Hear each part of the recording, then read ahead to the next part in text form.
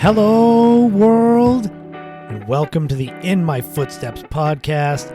I am Christopher Setterland, coming to you from the vacation destination known as Cape Cod, Massachusetts, and this is episode 62. This is the monthly bonus episode, and it's an episode that I've been promoting for a while on social media. It's one I'm really excited about.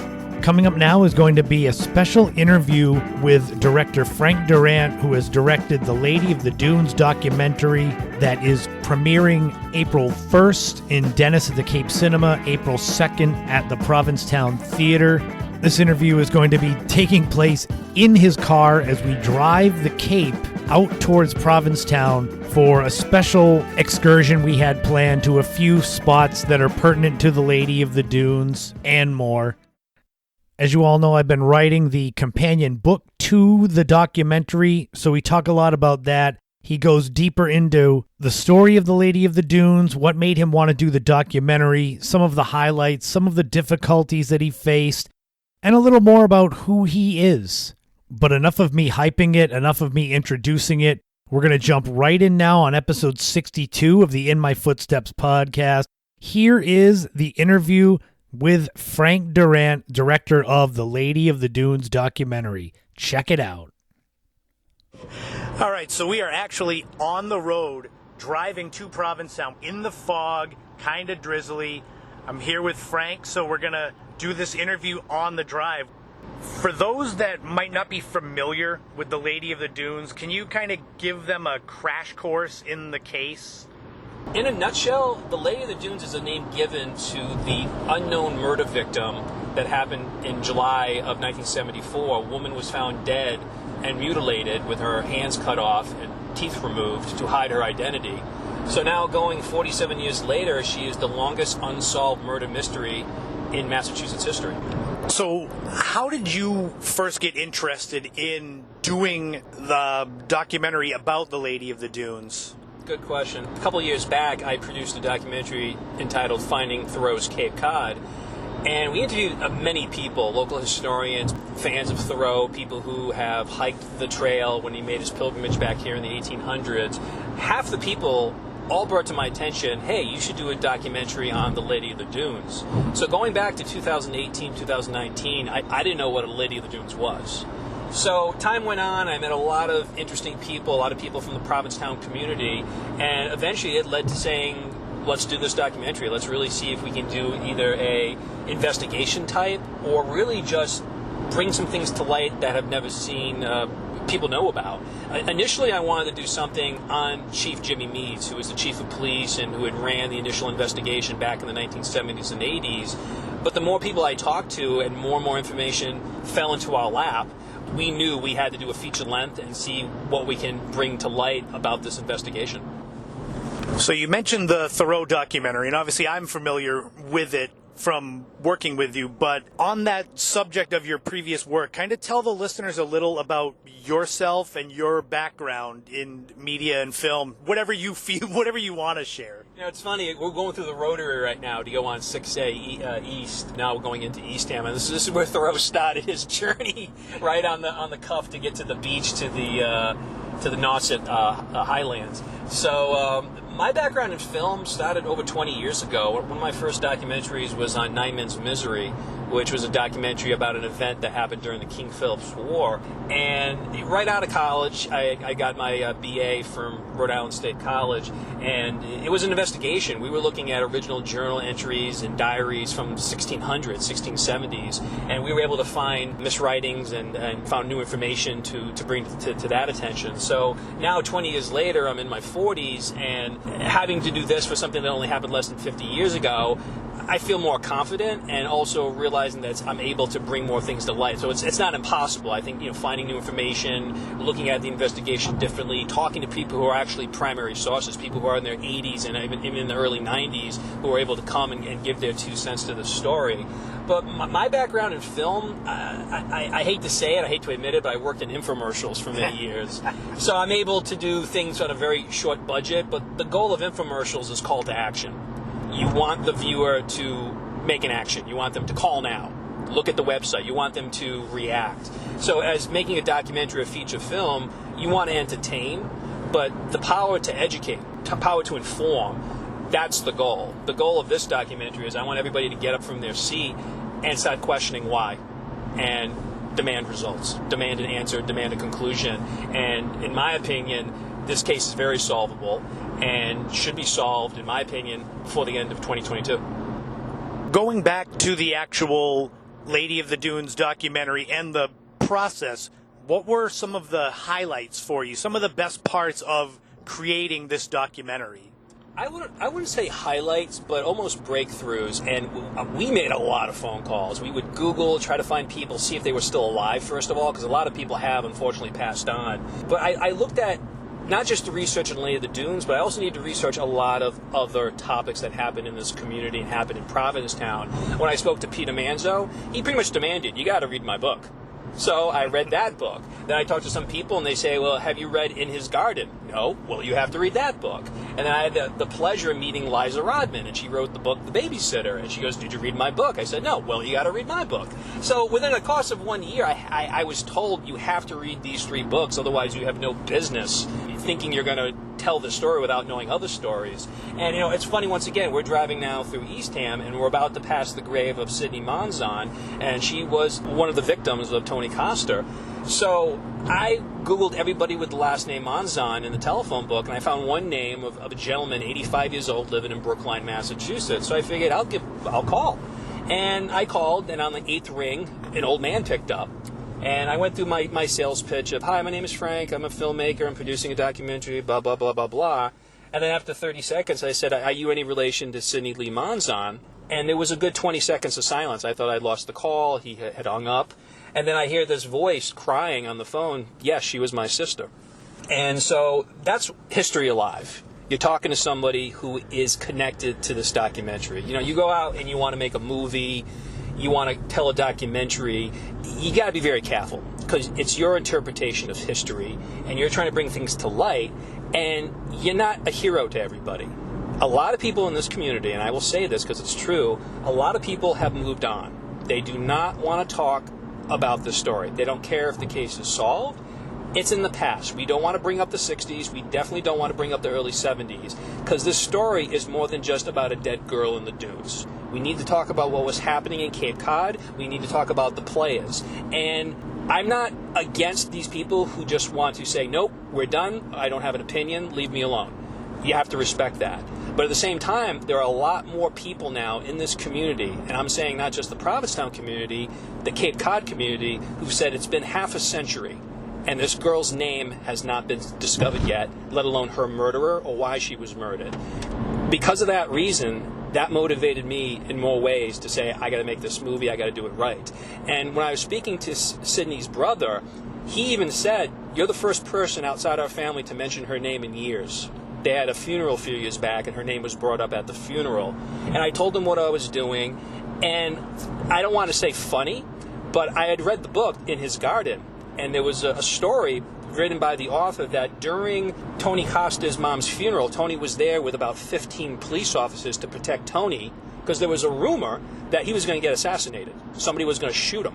And I thought, interesting, don't know if that was just made up or whatnot. But when I was talking to Sydney's brother, he told me out of a mid-sentence when he was talking about something else, he said, I was going to kill him, And I go, really? He goes, yeah, I was a trained sniper rifle in the military, and I was going to kill him. I was going to park across the street and shoot him from like 400 yards away.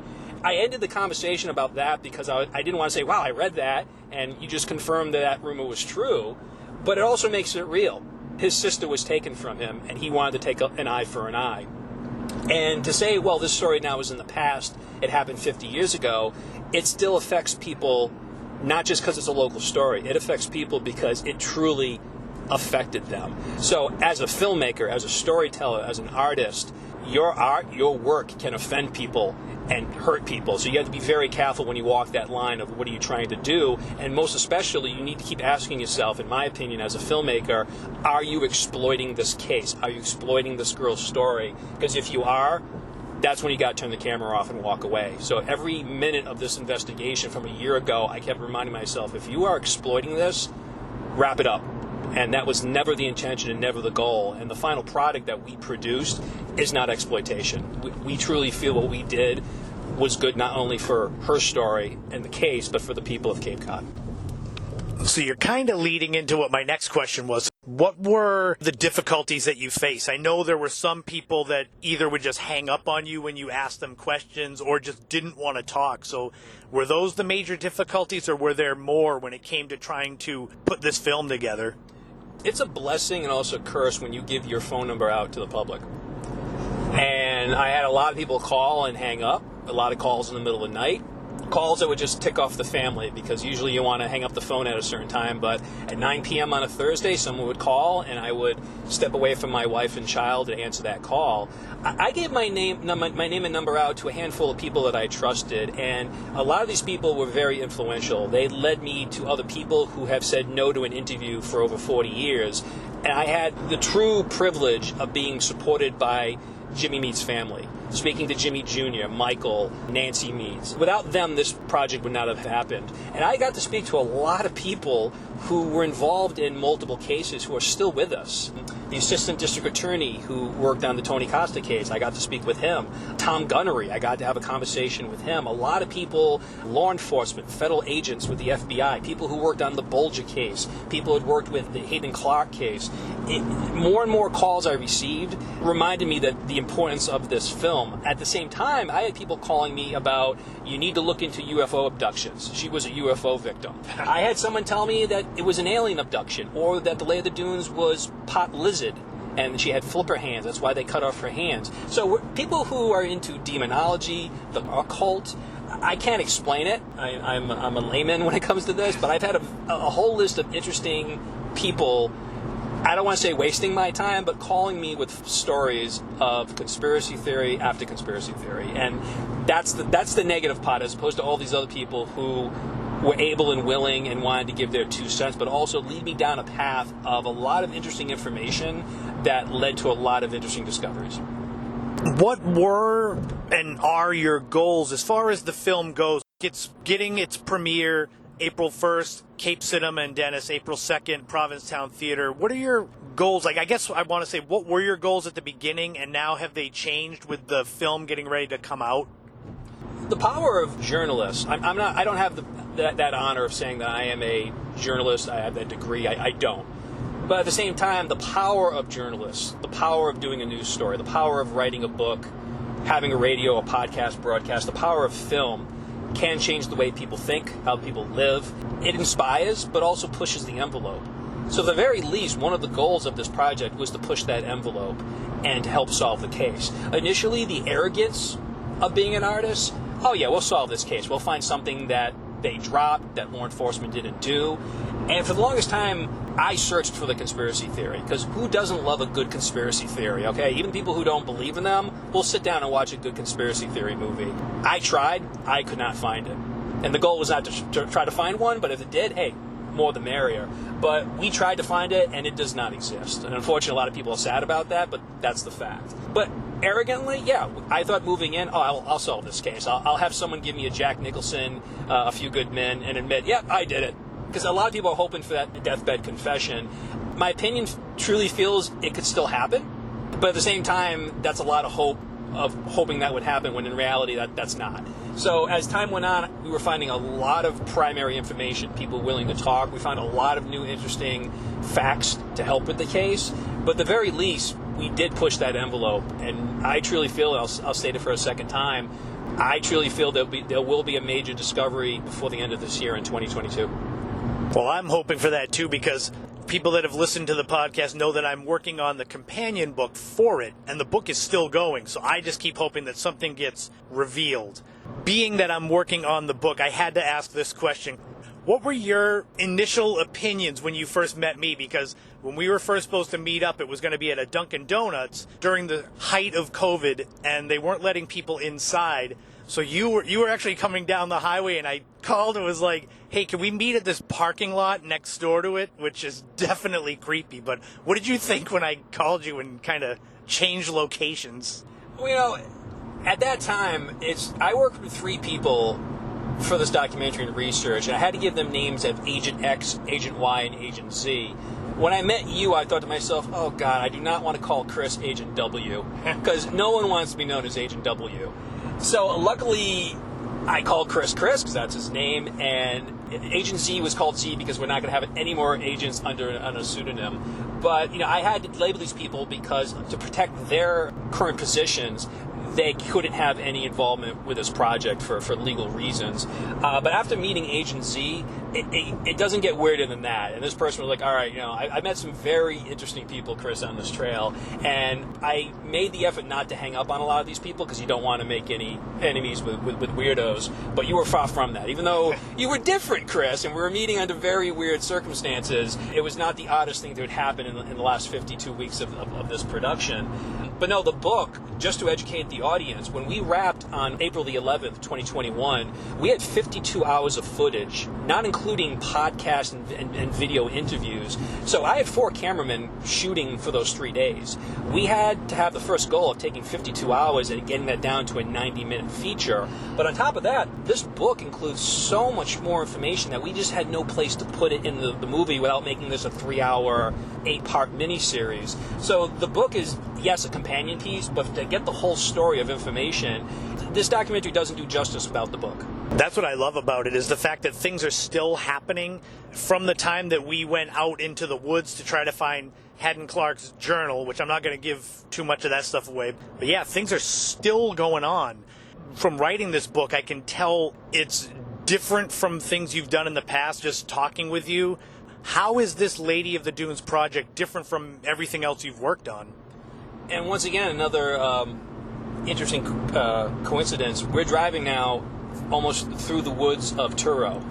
And the last big documentary on Henry David Thoreau, I got to experience the hidden Wellfleet. There are beautiful parts of Truro and Wellfleet that most people, even though they visit and drive down Route 6 1,000 times, it's not really getting the full experience of the back roads and the people who live out there year-round. So for the Lady of the Dunes, it's more than what you see by watching a YouTube video on Lady of the Dunes or listening to a podcast, because unfortunately, a lot of what you're getting is a Xerox copy of Wikipedia. And what we found out halfway through the investigation is there's a lot of quote-unquote facts from this public case file which are fabricated.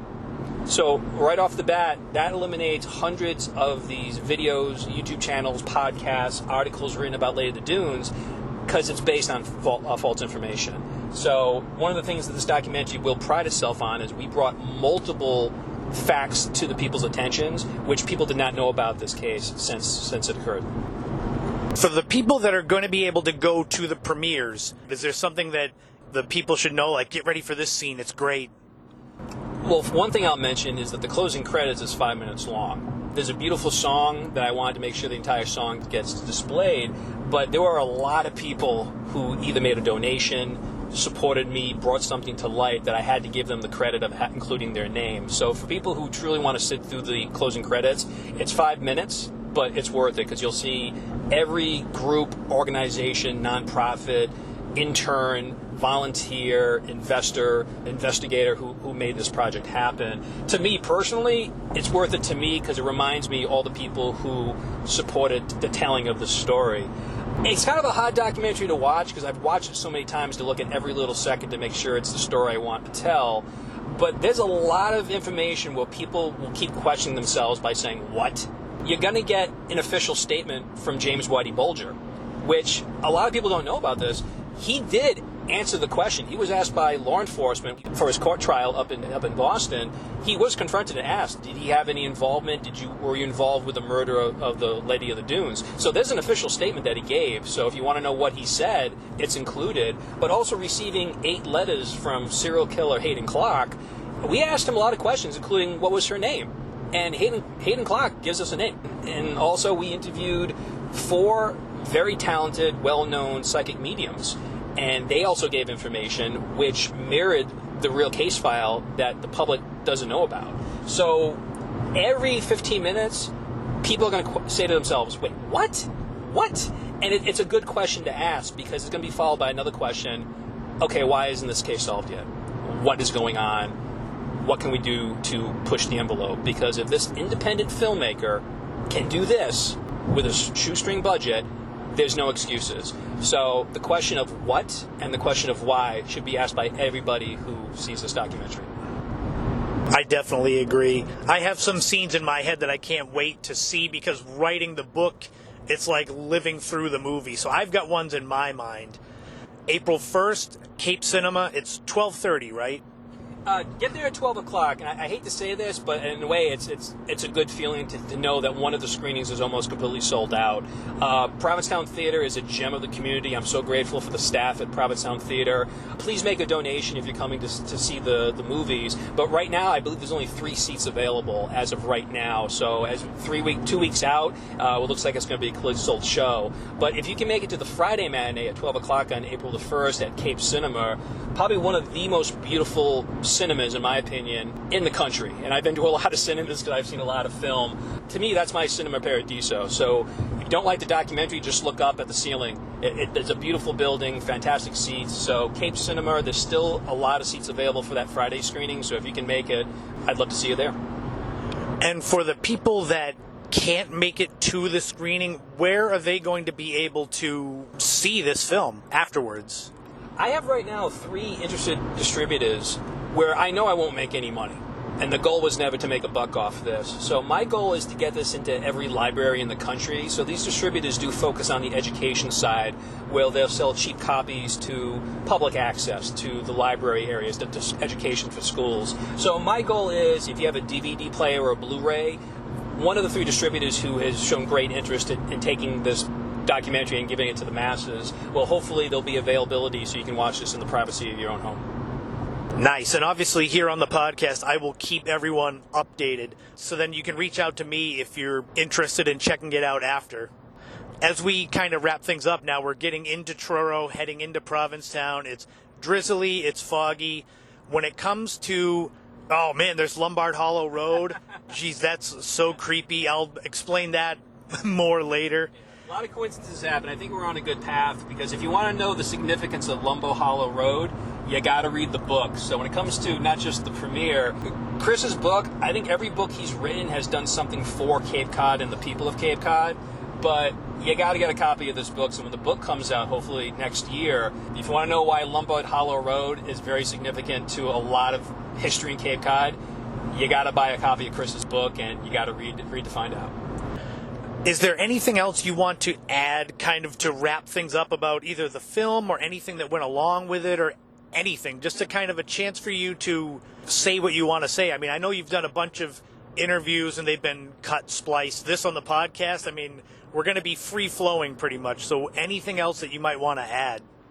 One thing that everybody associates Lady of the Dunes with is the story made up by Joe Hill that she was an extra in the movie Jaws.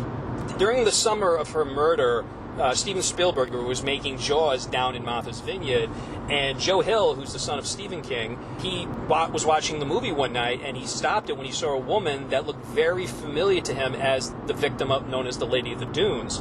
So I researched this. I contacted historians in Martha's Vineyard. I talked to a lot of law enforcement. I talked to a lot of people, and I was told this by 2 different people in law enforcement that the story is not true. It's been not true literally the day after it went live. So this got on a lot of morning talk shows, hit a lot of newspapers. If you Google Lady of the Dunes on YouTube, a lot of the top videos will associate her as the potential background extra. The day after this went live, this family from Martha's Vineyard saw this woman and said, hey, that looks like Grandma. And sure enough, she's a member of a prominent family in Martha's Vineyard, and she pretty much, I hate to say out of Monty Python, she said, I'm not dead yet.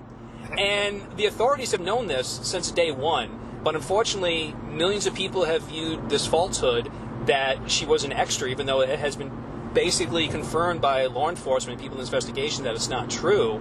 However, what Joe Hill did was very significant. He kept this story fresh in people's minds. So, in a way, what Joe Hill did was wrong, but what he did was completely right, because he now has influenced millions of people who have gone on the internet or have done research, and he's helped kept her story alive. So for that, I'm grateful. But at the same time, my goal is to educate people that there's no connection between the movie Jaws and this woman known as the Lady of the Dunes.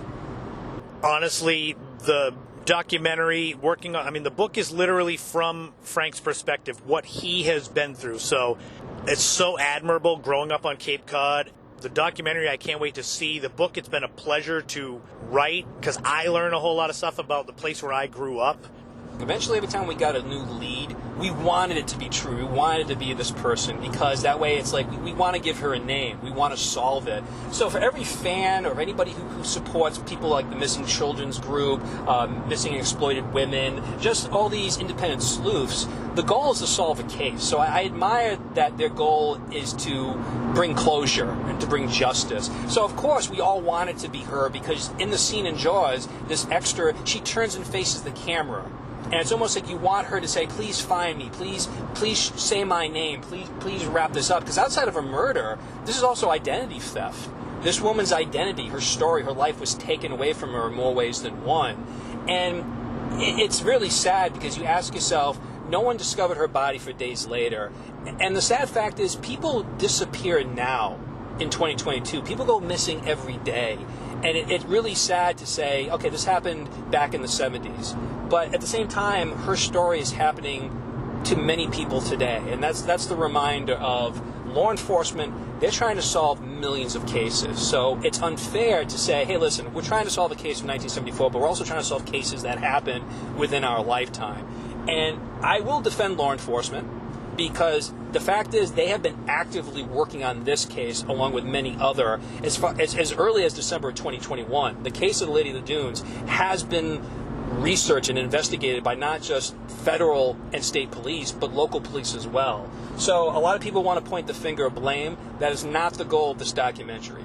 I support anybody who is truly trying to solve this case, and I will defend them right or wrong because they're doing their job. They've been trying to do their job. And for that reason, I want people to know this. This is not in any way an attack against any individual or any party. The goal of this documentary is to educate, to inform, and to also push the envelope because I truly feel with our technology and forensic DNA, we're solving missing persons cases left and right. Go on and Google, Fox, CNN, MSNBC will always report that another cold case has been solved by using forensic DNA technology.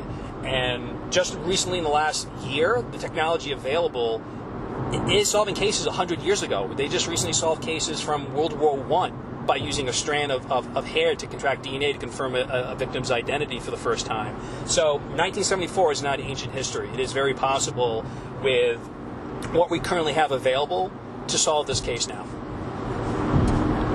And everyone out there, I mean, you've heard me talk about it on the podcast, on the live streams. There's a lot of stuff that if you see this documentary that's going to blow your mind, and then in the book where I can think of things that I can't wait for people to see or to read. It blew my mind, and I've grown up here. So you definitely, if you can't make it to the screenings, keep listening to the podcast. I will let you know what's going to be coming up.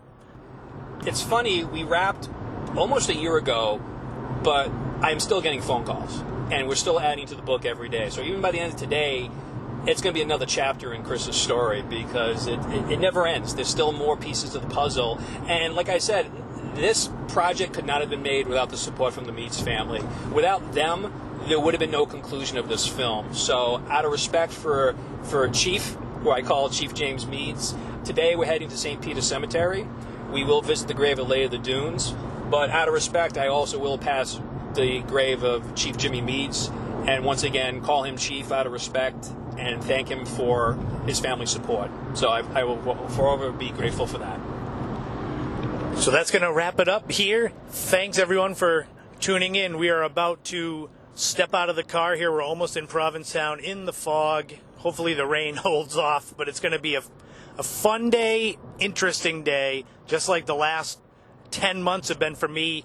Knowing Frank, working on the book the book is literally him. This is easy for me because Frank did all the hard work. I'm just chronicling what he did. The story is more than about a dead girl in the dunes, and the more and more you scratch the surface, you find that it's a story of Provincetown. It's a story of the 70s. It's a story about really what was happening in that time period. So it's more to come. I'll see you at the premiere, and please, when Chris's book comes out, buy a copy. It's a fantastic story, and I welcome that, so thank you again. Yeah, thank you so much, Frank, for giving us some of your time. I appreciate the listeners appreciate it. And here we go. Start the day off. As I said at the top of the podcast, the Lady of the Dunes documentary will be premiering Friday, April 1st at the Cape Cinema in Dennis at 12:30 p.m. and the Provincetown Theater Saturday, April 2nd at 7 p.m. As I said in the interview, I will keep you all updated as far as how to see it if you can't make either of those two premieres. And if you're listening to this after those dates, you obviously have missed it. And naturally, I will keep you informed about what is going on as far as my Lady of the Dunes book, which is tentatively titled Searching for the Lady of the Dunes.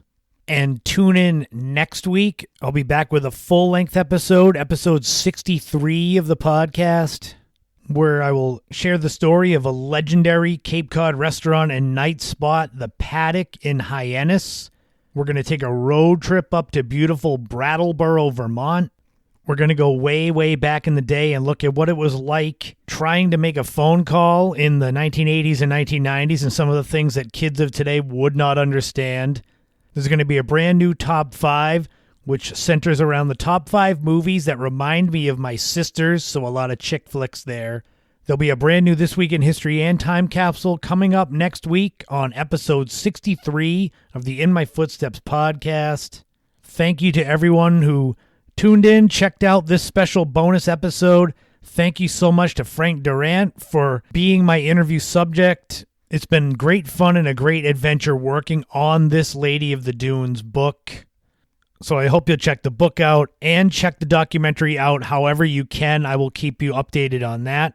But until next week, remember, don't walk in anyone else's footsteps. Create your own path and enjoy every moment you can and leave the biggest footprint you can in this world. So thank you all again. Have a great week, a great weekend, and I will talk to you all again soon.